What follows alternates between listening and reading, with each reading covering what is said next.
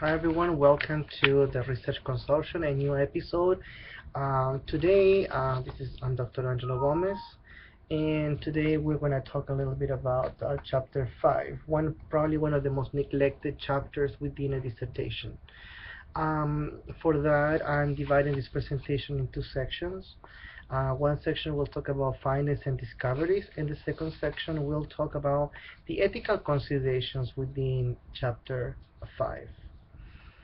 For the introduction, I would like to say that Chapter 5 is probably one of the most neglected chapters within a dissertation. Often is because of the lack of time students are pressed in order to finish.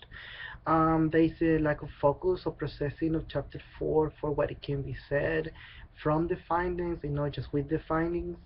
And sometimes Chapter 5 lacks literature, support and literature about the implications as well as the suggestions for future research and what the findings or discovery mean for the readers and the audience for whom this study or any study is developed or carried out. And so for this presentation, I'm going to give you some tips and some considerations that I hope they help you to construct a robust, well-written, and well-thought-out Chapter 5. The first part of the presentation talks about findings and discoveries, and the reason why I have this dual word title is because findings is usually related towards the quantitative approach, whereas discoveries refers most often towards the qualitative approach. And while my strongest specialization is qualitative and not quantitative, I try to make a parallel in comparison between the two traditions, particularly for the students who are not doing qualitative or quantitative, but still can benefit from these presentations. Let's talk first about the quantitative piece, then usually known as the findings. Yes, findings are mostly found in Chapter 4, but what do they have to do with Chapter 5? Well, Chapter 5 has to do with the implications of the study, suggested for future research, and also how the findings kind of serve the population that is studied, but at the same time the readers. What do the readers get out of this? Always address, and for them, I would say always address what you found, no more. Always err on the side of caution, maybe a couple of steps behind of what you could say. And the metaphor of who is the best driver, the one who can drive as close as the precipice as possible without falling, or the one who can drive as far as from the precipice as possible. And I would say the latter, the second one. So while your finding may say something, and they may be very well defined and your data is very robust for you to say something, they're very cautious about what you say and what the implications are. While in Chapter 4 you may be very confident and strong in your language about what you found and how, because of the level of sophistication that you may have through through a statistical analysis, you can say this is what it is. Chapter 5 is different. It's about a larger scale. How does your study is presented or part of a much larger picture. Chapter 5 is about the continuation, the connection, and the suggestion of what you have found to others. So validate also your implication, your suggestions and recommendation with literature. This is applicable for both quantitative, qualitative mixed study. It often happens the case that we read Chapter 5 for some dissertations or studies, and we find that Chapter 5 does not necessarily have backup of literature. That is not a sound, refined, and solid background or connection with the literature. And also, what we see in Chapter 5 sometimes is the lack of recognition of the weaknesses of the study. Chapter 4 should be about what you have found, but Chapter 5 is, well, what was not done, what could have been done. While your findings said something here, Chapter 4, what is it that not necessarily means in a larger scale? So it's really interesting that from Chapter 4 you have to be very specific, nitty-gritty, and on Chapter 5 let's take a step backwards and look at the general thing based on what I have done up to Chapter 4 in my study. What is it that is going to happen with this information for the population that I study, for the topic that I'm researching, or for the field, in this case, counseling. And now, talking a little bit about qualitative research, it's really interesting that people may say, I'm going to do a case study, I'm going to do a phenomenological study, which is required, right? But then throughout this process, somehow that's lost. And then we find ourselves in chapter 5, and somehow that selection, that choice is gone, and it shouldn't. If you're doing a case study, for instance, according to Creswell, is defined as a system that is binded together, is connected with, and then the connectors, the component of this system, make up the system. Therefore, when you talk about what you have uncovered through your study in chapter 5, you need to go back again to the tradition, the approach that you chose, in this case, the case study. For those of you, for instance, that decide to do a phenomenological study, the typical phenomenological question is, what is it like for da da da da to live, or what is it like in the experience? What is it like to be a college student as the first generation in a public research university? What is it like to be an adult learner in a graduate program? So if a phenomenology is about uncovering the essences of an experience, and by means of that describing what that experience is like for those who have lived it, then in chapter 5 is about human lived experience and the essences that you were able to identify. And an essence in phenomenology are the essential components of an experience that make that experience, without which that experience will not be that experience but something else. Very philosophical, right? But if that's what you discover, the essences of an experience, your recommendations are based on the essences of having these basic premises which constitute such experiences. This is what could be said. But sometimes it happens that in chapter 5, the recommendations that are given or the implications that are extracted do not match the approach that you have chosen. If you, as I said, if you did a phenomenological study, you uncovered essences of a human lived experience for a particular number of people, and that was it. Therefore, your implications are for the essences of that experience. You did not study the experience at length. You just investigated the essences, what those essences were. If you did a case study, you investigated a system which can be made up of one person, a group of people, or a larger scenario such as a classroom. Therefore, your implication has to be put in that context one more time. It's coming full circle. You can only say that what you studied. Avoid possible misinterpretation. Sometimes, not using the proper words may lead to possible interpretations. And contrary to poetry, a study is about something more specific, concrete, not necessarily objective. Qualitative research is not objective. We deal with subjectivism. But even your subjectivity has to be very specific for the reader to understand what is your subjective point of view. Then the next aspect that I would like to discuss for chapter 5 is the ethical implications. So as I talked in the first part, I talk about quantitative, qualitative, and the findings and discoveries. And the second part of this presentation talks about the ethical considerations. It happens that a lot of students misunderstand what this is. Ethical considerations are not necessarily what hurts people, what doesn't hurt people, but rather what does the study mean for the participants, for the topic, for the readers, and how this information can be used with others or for others. So the first part I talk about in ethical considerations is what you can say. For those who carried out statistical analysis, only say what your find and your numbers say, only what you have uncovered. Yes, it is a requirement of quantitative research to be generalizable, but sometimes you can only generalize on a small scale. Also, provide support for your findings. While a study is about something specifically new, most things have been written, so connect one more time, connect your findings with the literature. And then for chapter 5, make sure that your implications are also connected with literature. While you may suggest X or Y, there is always someone who has talked about X and Y, therefore connect with them. Ensure that that's part of what you have been able to say. The second part of the ethical implication has to do with what not to say. Avoid conjectures, which is really funny because in qualitative research it's about interpretation. But even your interpretations in qualitative research are based on what you've been entrusted by the participants.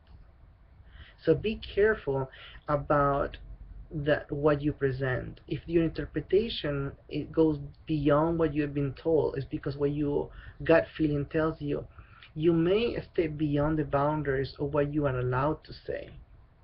For those who do a statistical analysis, be careful that while your results may be very robust and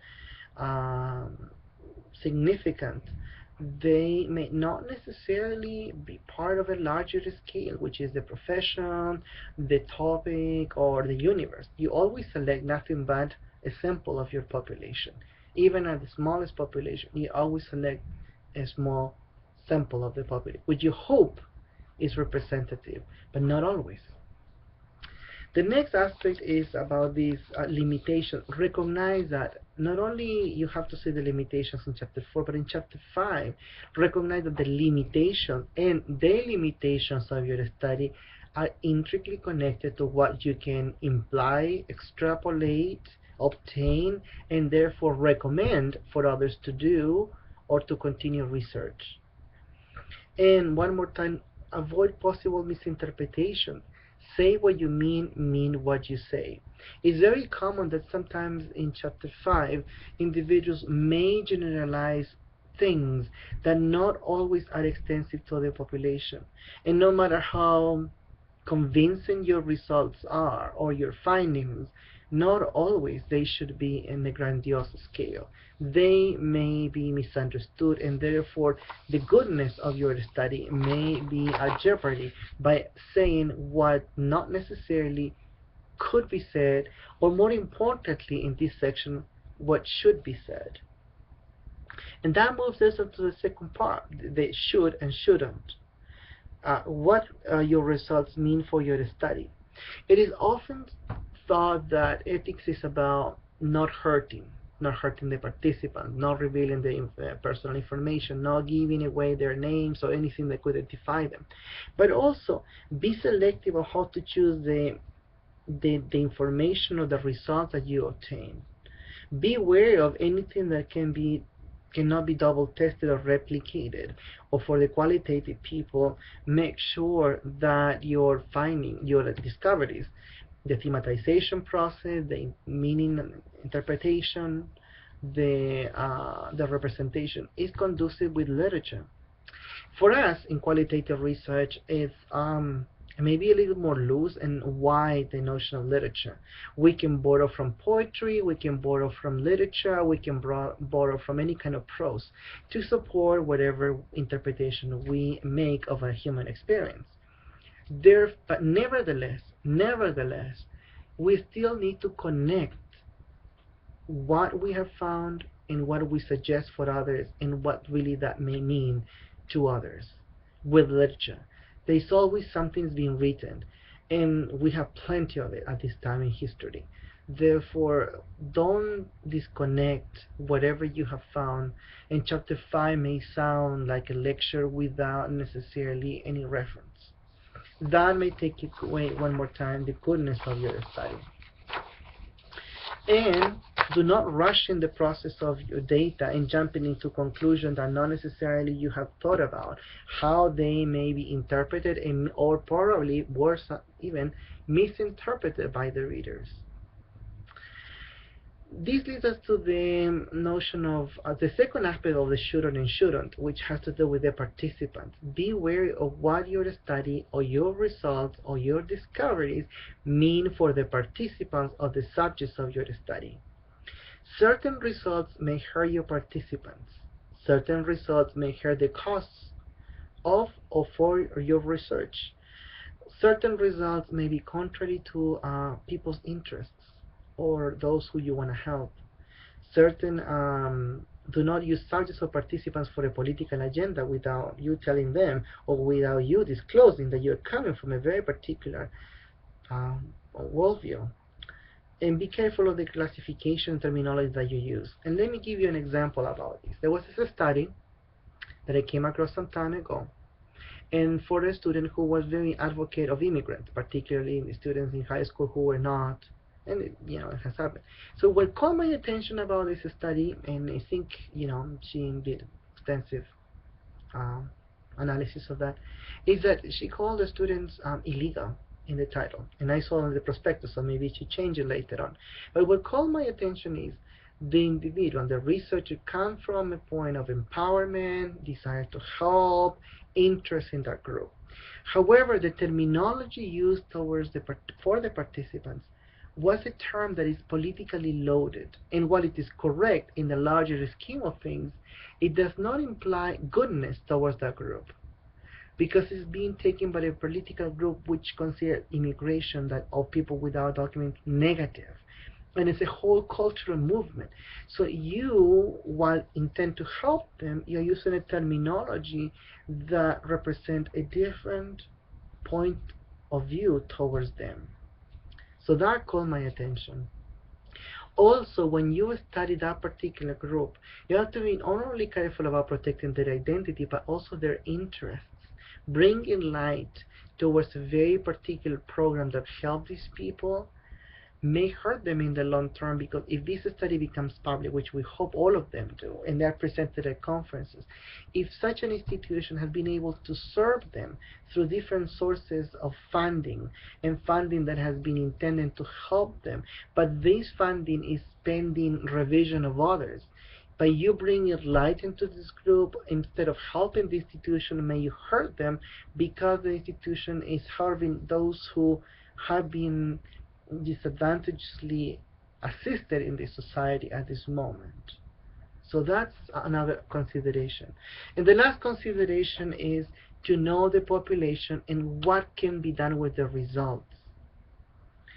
Another example, before I go into that, what your research suggests for other researchers. The notion of Latino versus Hispanic is a very politically loaded topic. For some individuals, particularly from Afro-Latino roots or maybe Native American, it may be, not always is the case, but it may be the case that they don't feel identified with the Hispanic part. The Hispanic is not something that really affects or makes you feel identified. Therefore, it might be the case that you are feeling not identified with the Hispanic part, but with the Latino piece. It happens to the case that a lot of second or third generation individuals from parents, grandparents, Latino people from Latin America, they don't feel Hispanic. They don't speak Spanish, for instance. They know they enjoy they enjoy the food, they enjoy the music, they enjoy the tradition, but Spanish is not a means of communication. So they feel Latinos. That's the background, but Spanish is not their language, first or second. So to call them Hispanic for them might not be necessarily how they call themselves. So find out what is the right terminology, what is the proper terminology, and even though the participants may choose one, be wary that maybe that's not necessarily the terminology that they would prefer to use, or we should use when we disseminate this information to others that might not be members of the community that we studied. So be careful. So going back to the suggest for future, be reasonable for what needs to happen. Sometimes we have some notions of things that we shouldn't happen, and we do them in research. So what should have not been done? That's something that chapter 5 should say. Tell us about the implications of your study. What does your study imply? And stop when you are kind of inferring beyond what you have really studied. And finally, what your study should conclude with should always conclude with your identity, your professional identity. It happens very often that you find yourself in a notion of writing chapter 5 as a counselor educator, but your chapter does not reflect the counseling profession. So your audience, which should be primarily counselor educators, does not feel identified as talking to you. If you use words such as psychologist, mental health professional, it's very broad, and we all serve people with mental problems, but not always is the case. Not always is such as the case. And what happens is that you are talking about something that is not necessarily helping them, or you are not necessarily talking towards them. So, chapter 5 should always go back to the tradition that you have chosen, and what can be said should always be related towards the literature that's help you out to support whatever implications or suggestion. And third, go back to the core, who you are. If it's a dissertation for counsel educators, you address them, and you go full circle towards the audience that you initially intend to read. And while you may want to have a larger audience, always go back primarily to the audience for whom the study was developed. Second, and lastly, and not second, but lastly, keep in mind your professional identity.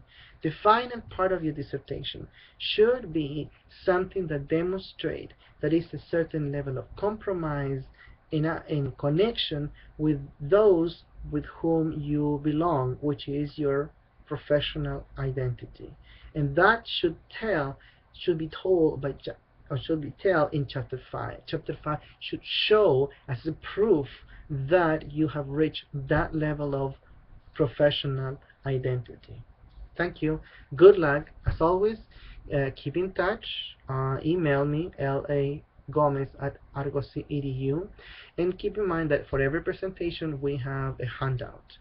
Thank you very much, and good luck with your study. And I hope that these presentations are clarifying more and more what you need to do and how to build a strong, well-written, and well-developed dissertation or study. Thank you.